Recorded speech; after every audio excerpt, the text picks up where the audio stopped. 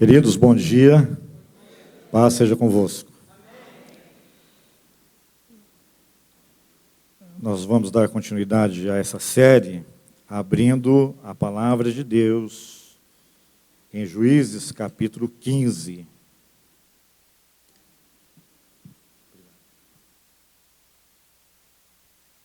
Juízes 15.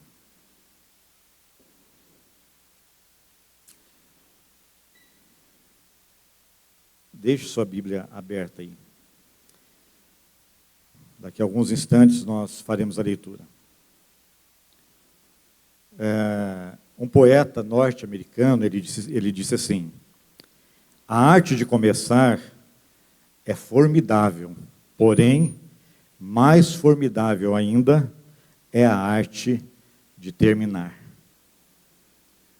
Eu compartilhei há um tempo atrás aí, não muito tempo, com alguns queridos, algumas experiências de ministério que nós vivemos, e toda experiência ela é válida para o aprendizado, válida para a maturidade,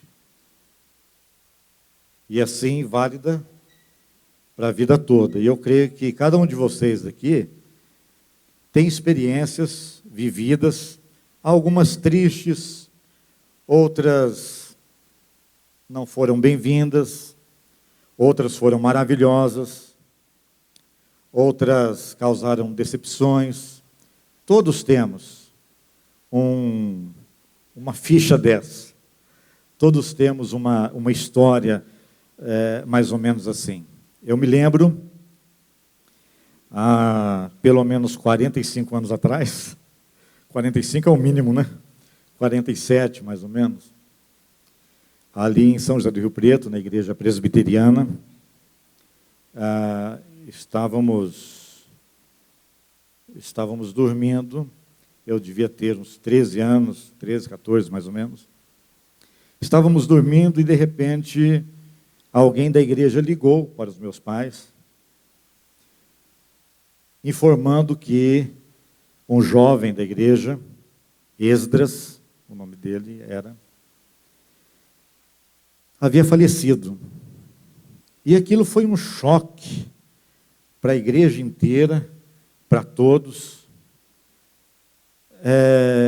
Por quê? Sim, perder alguém sempre é um choque. Mas quem acompanhava a vida daquele jovem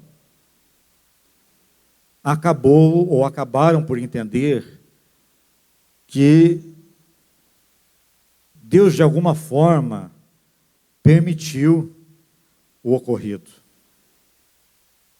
Ele era um jovem muito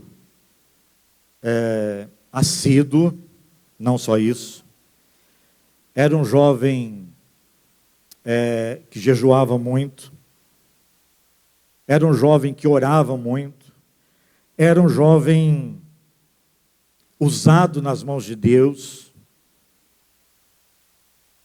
de tal forma que, quando as pessoas eram impactadas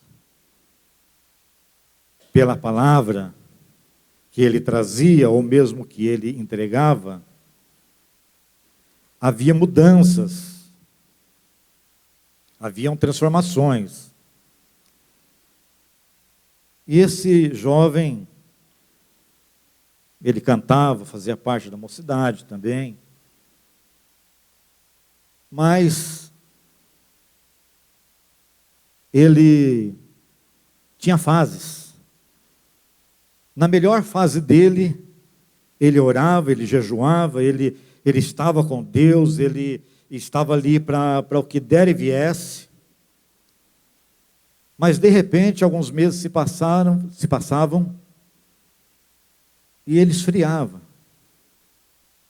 E ele voltava a algumas práticas da vida anterior, sem Deus. E algumas pessoas, inclusive o pastor, chegava para ele sempre: Esdras, meu filho, cuidado com a sua vida. Tenha cuidado com a sua vida espiritual. Você sabe, você é uma bênção nas mãos de Deus, não faça isso. E sempre aconselhando, e a igreja orando por ele, e a mocidade orando por ele, os jovens. Dali um pouco ele se levantava novamente e se mostrava uma bênção. E dali passava mais um tempo, ele oscilava outra vez. Ele vivia de oscilações. Isso era constantemente. E ele trabalhava na empresa dos Correios, ali em Rio Preto, e ele foi fazer uma viagem naquela noite. E ninguém sabe por quê, mas de repente ele fez um trevo no nível, o que já é um perigo, né? Já é um risco. E como qualquer motorista, disseram, ele não conseguiu dizer mais. Disseram os policiais, a PRF, que provavelmente ele deve ter olhado, porque passaram outros carros antes dessa carreta. Provavelmente ele não viu a carreta, ou provavelmente ele não poderia ter visto a carreta. Se a gente for entender que, infelizmente, Deus permitiu o que aconteceu. Ele estava atravessando, a carreta veio, bateu do lado do motorista, ele morreu na hora. Foi terrível. O esquife, o caixão, ficou lacrado. E eu lembro que, naquela época, mesmo como adolescente, até eu chorei de ver os outros chorando também, né? E ele me pegava no colo de vez em quando, brincava e tal.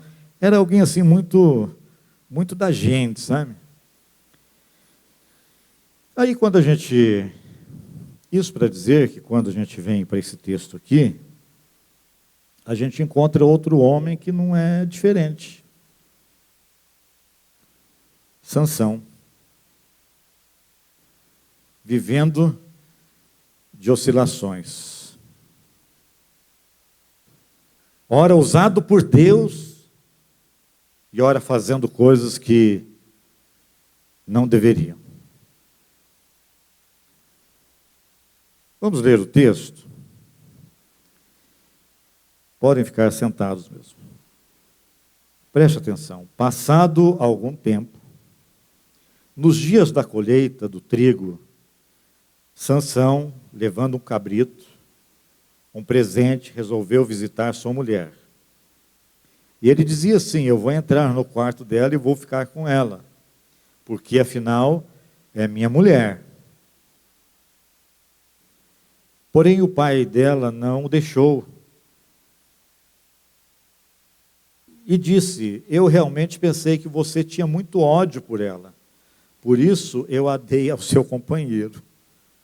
Eu a dei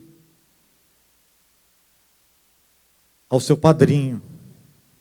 Eu a dei a um de suas testemunhas de casamento.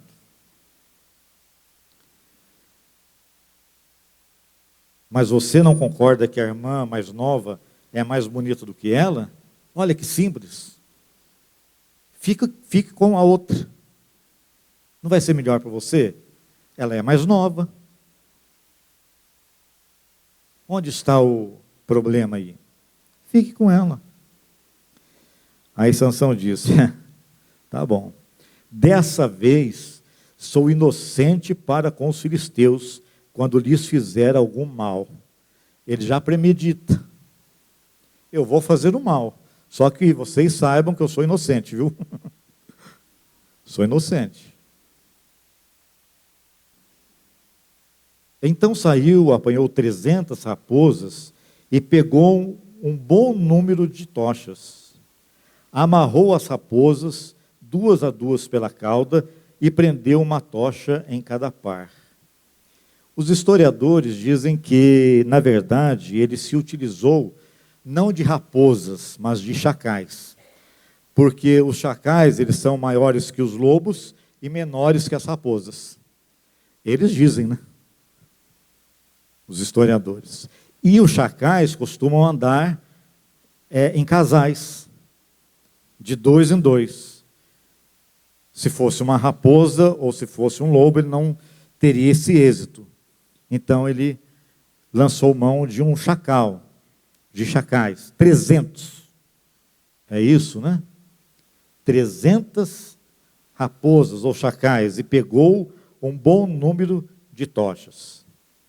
Amarrou as raposas, duas a duas pela cauda, e prendeu uma tocha em cada par. Olha só, quando a gente lê isso aqui, parece que Sansão tinha um espírito assim infantil, né? Ele está brincando, ele está se divertindo agora, né? Amarra 2 chacais pela cauda e põe uma tocha no meio. Isso é brincadeira, não é?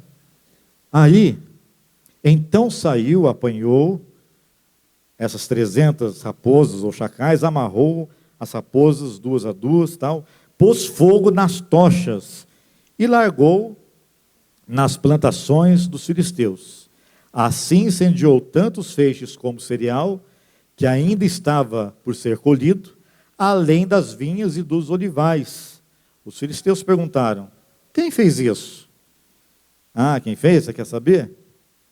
Vocês querem saber? Sansão, o genro do Timinita. Sabe por quê? Porque ele tirou a mulher de Sansão e a deu a um amigo. E aí Sansão veio e olho por olho, dente por dente. Vocês vão ver, fizeram isso comigo, agora vão levar. Mais ou menos assim. Como sem pensar a gente fala por aí, né? É o troco. O troco. Então os filisteus foram e queimaram a mulher e o pai dela. E Sansão disse a eles: se é assim que vocês fazem, não desistirei enquanto não me vingar. A vingança estava sobressaltando sobre ele. E quanto ao queimar o pai e a filha, a mulher de Sansão, já havia uma promessa disso. Já havia uma promessa. Convença o seu marido a nos explicar o enigma. Do contrário, vamos pôr fogo em você e na casa de seu pai. Isso já estava prometido e agora acontece.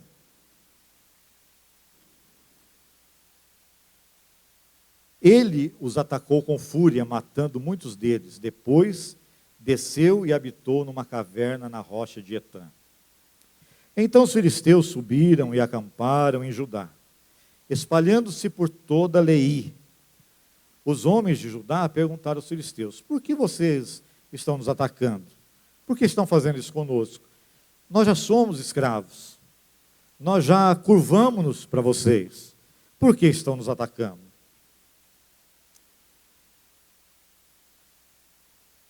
Responderam: viemos prender Sansão, para fazer com ele o mesmo que ele fez conosco.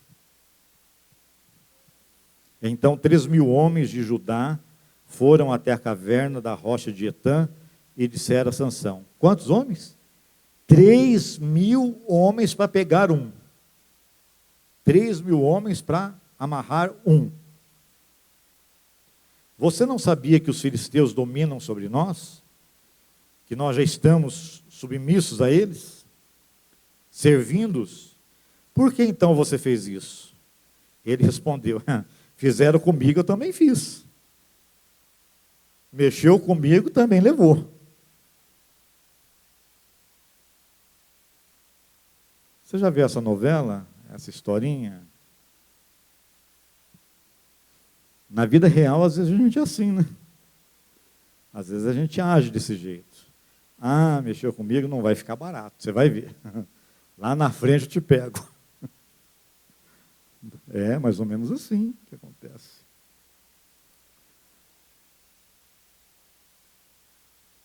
Os homens de Judá disseram a Sansão: viemos para amarrar você, para entregar nas mãos dos filisteus. Sansão disse: olha, jurem para mim que vocês não me matarão. E eles disseram: não te mataremos. Os filisteus sim, mas nós não. Mais ou menos isso. Vamos apenas amarrar você e entregá-lo nas mãos dos filisteus, mas de maneira nenhuma vamos matá-lo.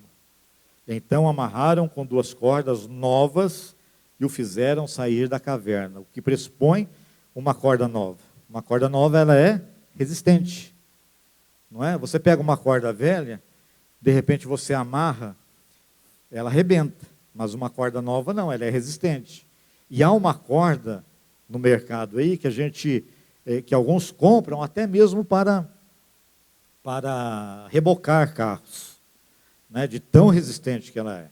Eu não sei, não entendo de corda, mas eu sei que é resistente. E amarraram Sansão e o fizeram sair da caverna. Quando Sansão chegou a Leí, os filisteus foram gritando ao encontro dele. Essa expressão, porém, mas, no entanto, é maravilhosa. Quando lemos a palavra, quando entendemos a palavra, quando somos alimentados pela palavra. Porque nesse mais, Deus entra. Amém, queridos? No mais, Deus entra. Você pode estar falando hoje assim: olha, eu aquilo, eu faço isso, eu fiz aquilo, outro. Eu me lembro de que durante a semana eu não agi bem, mas Deus está com você. Mas Deus te ama, mas Deus te dá sempre uma nova oportunidade. E aí o texto diz assim: mas o Espírito do Senhor de tal maneira se apossou de Sansão, que as cordas que ele tinha nos braços se tornaram como fios de linho queimados, e as amarras que ele tinha nas mãos se soltaram. Achou ele uma queixada de jumento, ainda fresca, pegou na mão, matou 1000 homens e fez uma canção. Uma musiquinha, com uma queixada de jumento, um montão e outro montão. Com uma queixada de jumento, matei 1000 homens. Quando acabou de falar, jogou fora a queixada, e aquele lugar foi chamado Ramat-Leí. Depois disso, ele sente sede. Ele tem sede. Ora, depois da batalha, depois de ter matado 1000 homens, com uma queixada de jumento, fresca, o que quer dizer resistente, não estava seca, fácil de ser quebrada. E aí ele tem sede. E ele clama ao Senhor. Ele clama ao Senhor. Perceba isso. Por meio de teu servo, deste esta grande salvação. Ele reconhece que a salvação veio de Deus. E se você está buscando uma bênção, se você está buscando salvação, a salvação vem dele para você no dia de hoje, em nome de Jesus. E você a terá. Será que agora eu vou morrer de sede e cair nas mãos desses incircuncisos? Então o Senhor fendeu a cavidade que estava em Leí, e dela saiu água. Sansão bebeu, recobrou o alento e reviveu. Por isso aquele lugar se chama em Acoré até o dia de hoje. Sansão julgou Israel nos dias dos filisteus durante 20 anos. Amém. Amém. Salomão escreveu: melhor é o fim das coisas do que o início.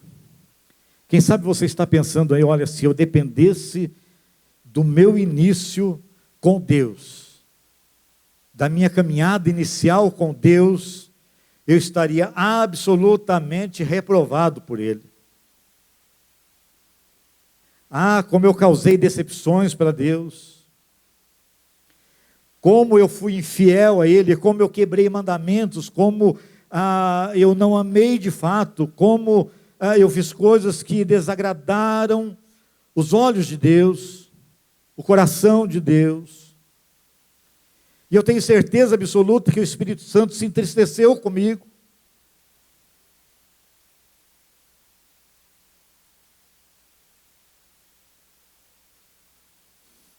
Sansão, no início, ele serviu a Deus com brilho.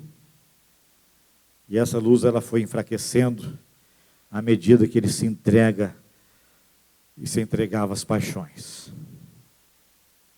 Quem sabe essas paixões externas estão por aí ainda. E a sua luta em relação às paixões, elas são constantes e são veementes. E há momentos, há horas que você diz assim, eu não vou aguentar. Eu não vou conseguir. Não vou sair dessa. Estou embaraçado. E parece que as paixões são mais fortes do que eu.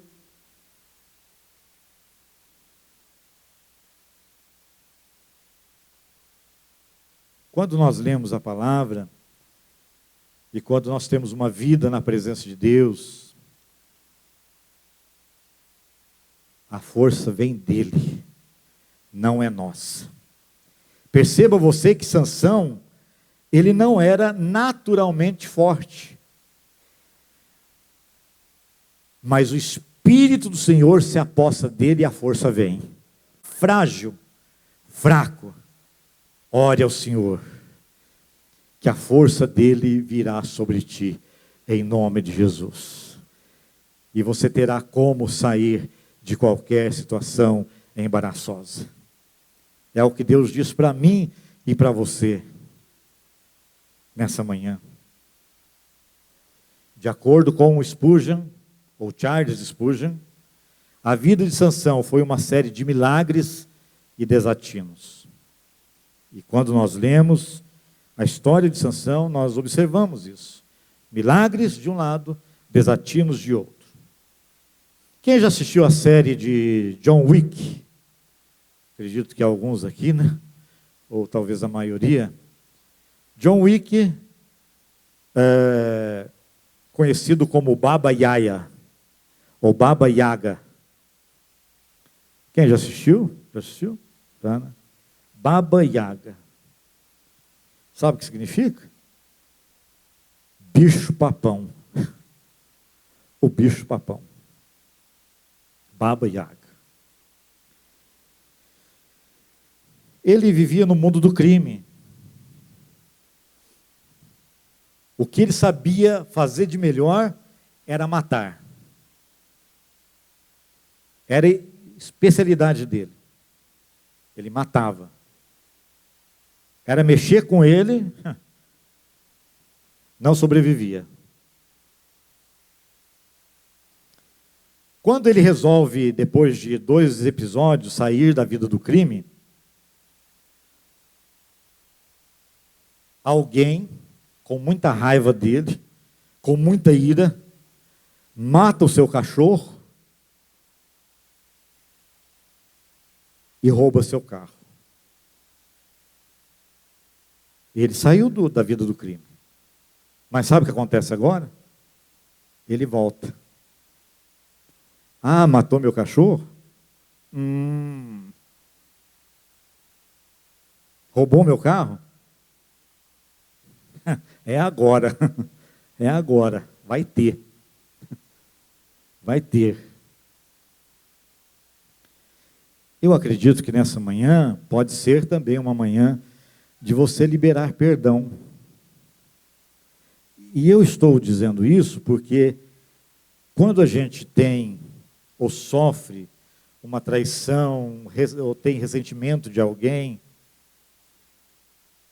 o desejo que a gente tem é retribuir à altura. ou retribuir com a mesma moeda. Não é verdade? Ser humano, carne e osso, ser humano, é próprio dele isso. Mas nessa manhã, aí no seu íntimo, no seu coração, provavelmente o Espírito Santo está dizendo assim: libere perdão, porque eu estou com você. Libere perdão, libere perdão. Ele volta para o mundo do crime por ter tirado dele algumas coisas. Nesse texto que nós lemos, Sansão é o único que encara esse bicho-papão, os filisteus. E para os filisteus, Sansão se apresenta como bicho-papão também. Não deixa de ser. Medo, temor, receio, recíproco. Sansão, contudo, é o caminho que Deus está provendo para livrar Israel. Diga assim: eu sou um instrumento nas mãos de Deus para abençoar outras pessoas. O meu próximo, mais próximo, o meu próximo, menos próximo. Você é essa pessoa. Sansão era a pessoa que Deus estava usando para livrar Israel. Aí, a gente pensa assim: bom, se queres paz, prepara-te para a guerra. Você tem que guerrear para ter paz. Óbvio que quando você diz: olha, eu não tenho forças próprias para isso, sim, você não tem. Mas você vai guerrear como? Orando, jejuando, colocando sua vida nas mãos de Deus e clamando a Ele que o livre, que o salve em nome de Jesus. Sansão, um homem quebrado, e por assim ser, alimenta vingança. Vingança. Fizeram comigo, vai receber o troco. Sansão não estava lutando as batalhas do Senhor, apenas seus conflitos pessoais. Às vezes nós achamos que podemos, na igreja, defender Deus, né? Ah, Deus, tadinho de Deus, eu vou defender Deus agora, né? Alguém está dizendo assim: olha, mas será que Deus está sendo bom para comigo? Eu acho que não, viu? Não, não fala isso, Deus está sendo bom para você. Não fale mais isso. Não fale mais isso, que eu vou me colocar na posição de quem tem a obrigação imediata de defender Deus. Queridos, Deus não precisa que ninguém o defenda. Deus não precisa. O que Ele precisa é transformar a minha vida e a sua e tirar totalmente todo espírito ou pensamento de vingança em nome de Jesus. E que eu e você não batalhemos as nossas batalhas, porque quando a gente tem alguma diferença, sabe o que a gente faz? A gente fala assim: eu vou me defender, porque o negócio é comigo, né? Nem sempre. Nem sempre. Quando você deixa para Deus, aí Deus faz o resto. E você não precisa nem se mover, porque Ele entra, Ele muda, Ele transforma, Ele faz de novo. Que batalhas você está batalhando? As batalhas do Senhor ou as suas próprias? Porque de repente você batalha as suas próprias batalhas em relação a um grupo que você pensa ou imagina estar contra você. Você já ouviu em algum lugar: eu estou com uma ira santa? Tem isso? Ira santa? Nunca vi. O fulano tem um orgulho santo. Orgulho santo? Também nunca vi. Mas já ouvi. Você já ouviu isso? Ira santa, orgulho santo, né? Santamente vou me vingar. Você se vinga santamente? Difícil, hein? Santamente eu me vingo. A vingança pessoal, queridos, é um benefício próprio e pode sair caro. A gente tem vários exemplos no dia a dia, principalmente no trânsito, não é verdade? De repente, um fecha o outro no trânsito e aí começa toda uma briga. Sai do carro, vai lá, tirar satisfações.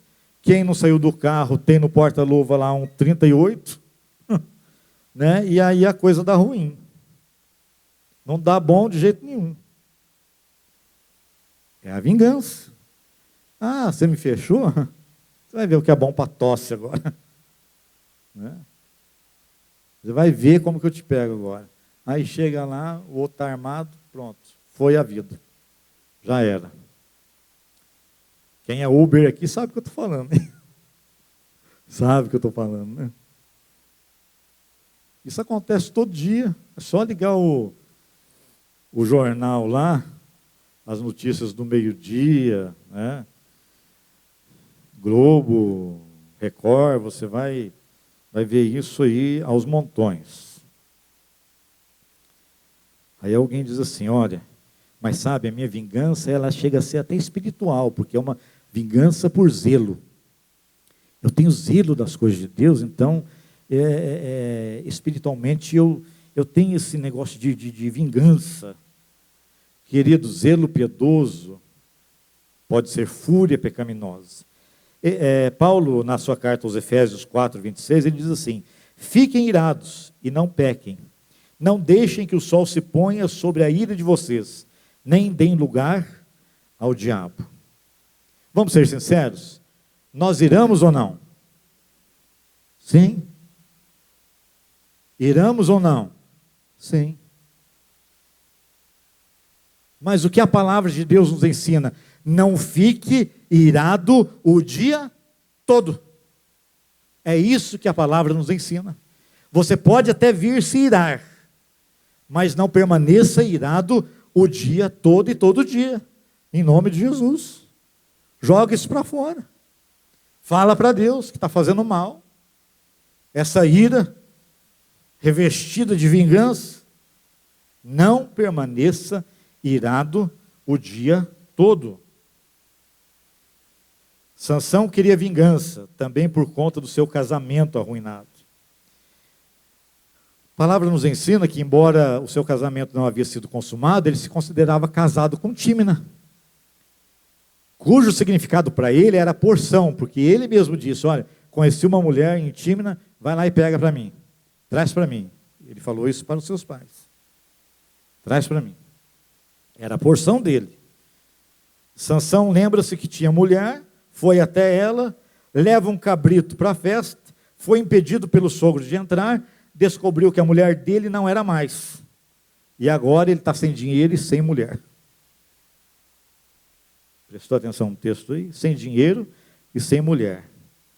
E é o que eu falei no início, o enigma de Sansão e sua rima mostram que ele tinha um senso de humor infantil. Talvez essa forma de provocar o incêndio com os chacais e uma tocha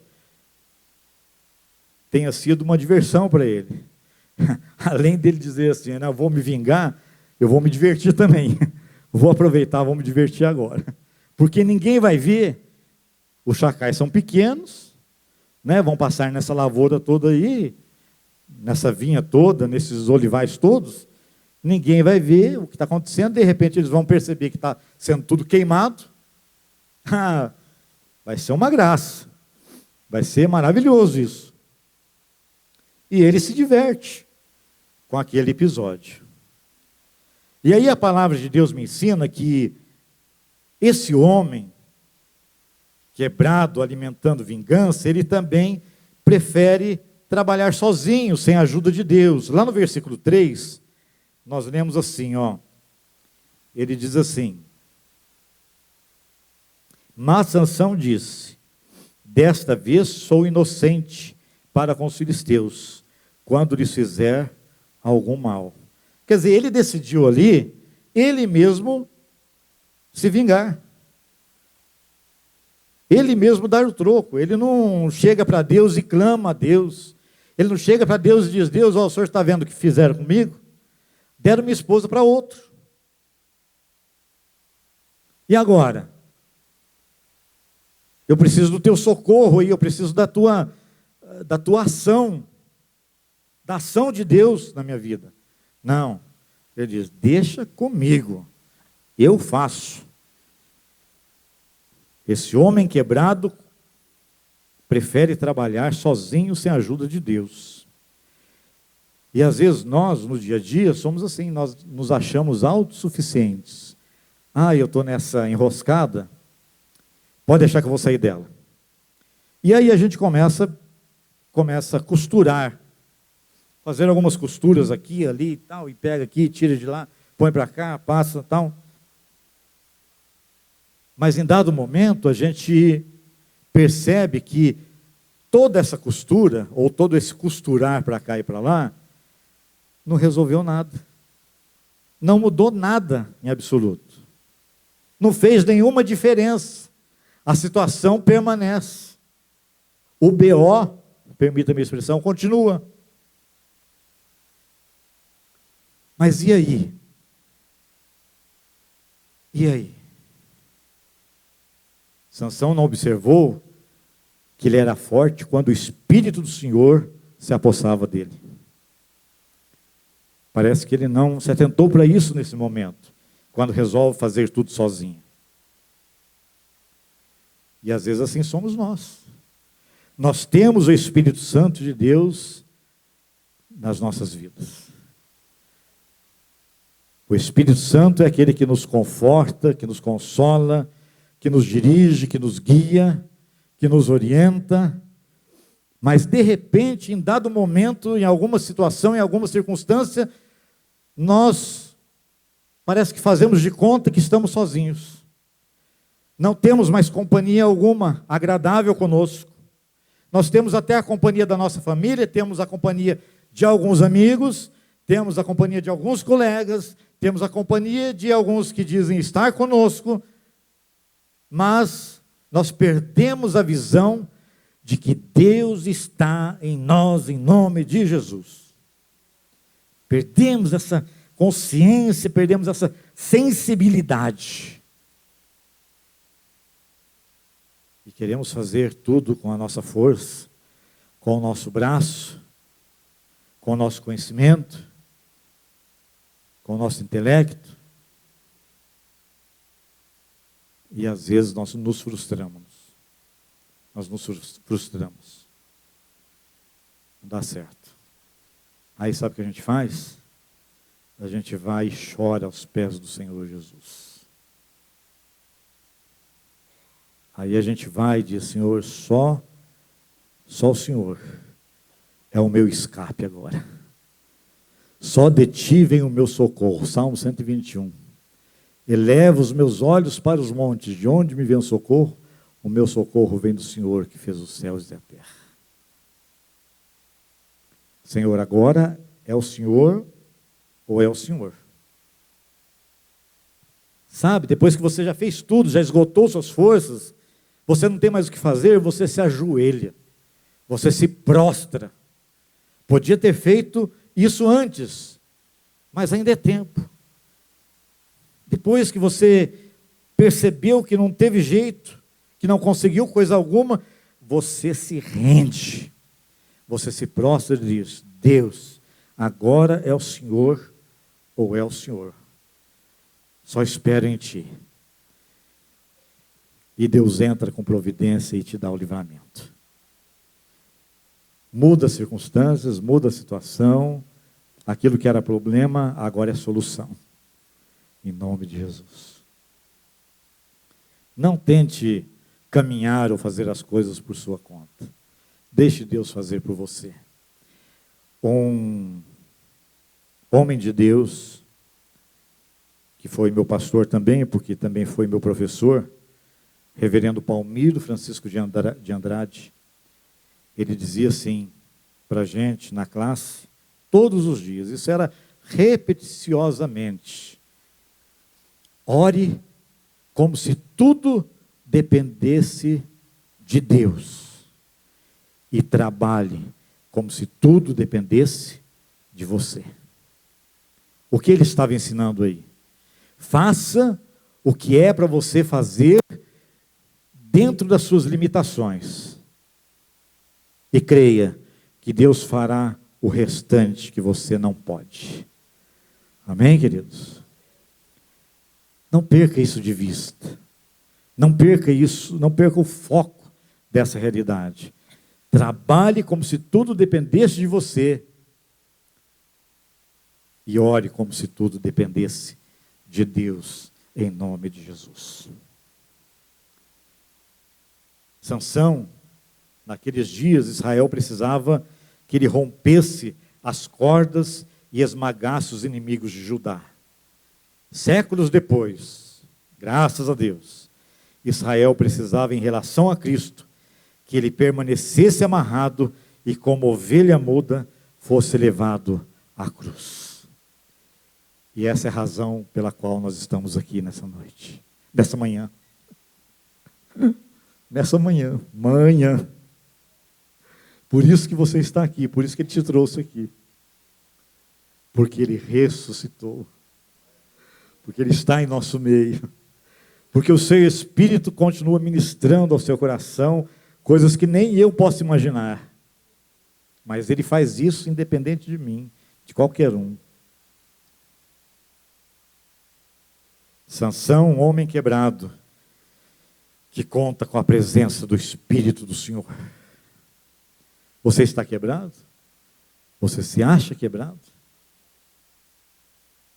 O Espírito de Deus está na sua vida. Ele te usa, mesmo quebrado, independente de você. E apesar de você. Pastor, ele me usa em pecado. Não, não disse isso. Pecado não. Mas quando você se sente quebrado, vai até ele, confessa o seu pecado, suas fraquezas, suas falhas, ele prontamente te perdoa. E o Espírito Santo começa novamente a tomar sua vida, habitar em você e a agir por você e por meio de você. Sansão resolveu fazer do jeito dele, sempre levando a forra. Ele não era forte, mas ele era sobrenaturalmente forte. A Bíblia diz que o Espírito do Senhor se apossou dele de tal maneira que as cordas novas, de qualidade, reforçadas, se tornaram fios de linho queimados. Numa outra versão, fala assim que as cordas viraram estopas. Estopa é o que mecânico usa para limpar as mãos, né? Quando está envolto em graxas. Viraram estopas. Você pega a estopa assim e vai, né? Não segura ninguém aquilo. Não segura ninguém. Estopas queimadas. Estopas queimadas. De jumento, ainda fresca, mata 1000 homens. E faz o verso que nós já lemos. Com uma queixada de jumento, um montão, outro montão. Com uma queixada de jumento, matei 1000 homens. Isso é só uma dica para quem gosta de música e consegue compor, de repente, pode compor esse verso aqui, tá? Vou ficar contente se você fizer isso. Nossa vitória, queridos, vem de Deus. Em nome de Jesus. Diz assim, minha vitória só vem dele. Amém. Aleluia. Esse lugar de vitória foi chamado Ramat Lehi, outeiro da queixada, o monte da queixada. Depois Deus o fez lembrar, Sansão, eu te dei vitória. E é interessante que Sansão, com toda essa quebra que ele carregava em si, ele reconhece, olha, Deus me livrou. Veja aí no versículo, nos versículos finais aí, Diz assim: por meio de teu servo deste esta grande salvação. Ele reconheceu que a vitória veio de Deus. Ele teve esse reconhecimento, mas Deus chega para ele e fala assim: ó, você é apenas um ser humano. Você é apenas gente. Tá? Você é gente. Você é um homem que precisa de mim. Deus fala para a gente também. Nós precisamos dele. E aí ele tem sede. Diz o texto, sentindo muita sede. Queridos, eu acho que alguém já passou por isso, né? Depois de uma grande batalha, você tem sede, você tem vontade de comer, parece que no meio da luta, da dificuldade, da opressão, da depressão, da ansiedade e tantas ades por aí, parece que você perde a fome, não é? Você está assim tão apreensivo, tão tenso, querendo que aquela situação passe. Já sentiu isso? Já passou por isso? Você não tem nem fome, não quero comer, não quero tomar, não quero beber nada, né? Deixa eu me livrar dessa situação primeiro, depois vou pensar nisso. Sansão estava trilhando e vivendo essa realidade, né? Depois daquela grande batalha, ele tem sede, e muita sede, diz o texto. E agora, ele chega para Deus: Deus, olha, o Senhor me deu essa grande vitória, e agora eu vou morrer de sede?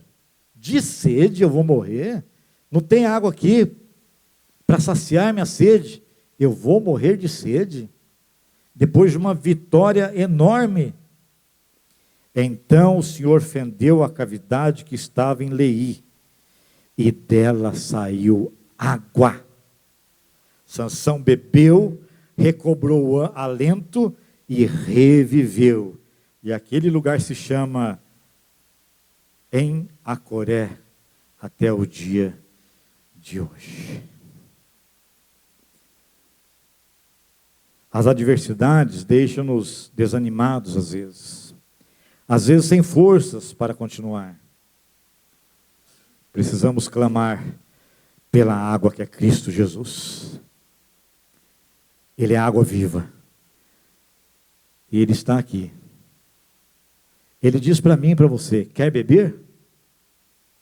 Quer beber? Abre sua boca que eu vou encher.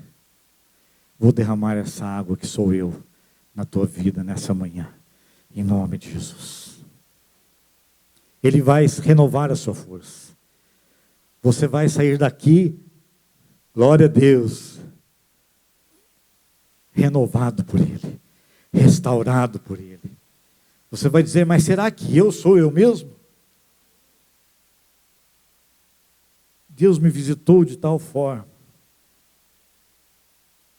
Nós seguimos aquele que veio para destruir as obras do diabo, para iluminar a escuridão e morrer sangrando, para nos libertar das amarras do bicho-papão.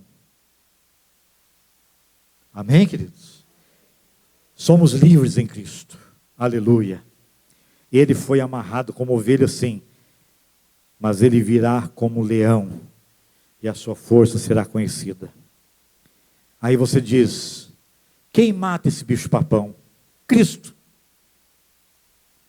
Já matou lá na cruz do Calvário. E consequentemente, alguns de nós matamos também. Pastor, mas como que eu posso matar esse bicho-papão como Cristo o matou na cruz do Calvário? Como? Sabe como? Ajudando os necessitados, dizendo não a qualquer forma de mal, impedindo um estupro, impedindo uma propina, impedindo um abuso, impedindo que alguém saia lucrando indevidamente. 1 João 3,8 diz: aquele que pratica o pecado procede do diabo, porque o diabo vive pecando desde o princípio. Para isto se manifestou o Filho de Deus, para destruir as obras do diabo. Você olha para dentro de si, olha para o externo. Você vê bicho papão por aí? Fique em pé nesse momento. Se você vê bicho papão, o que é bicho papão na sua vida?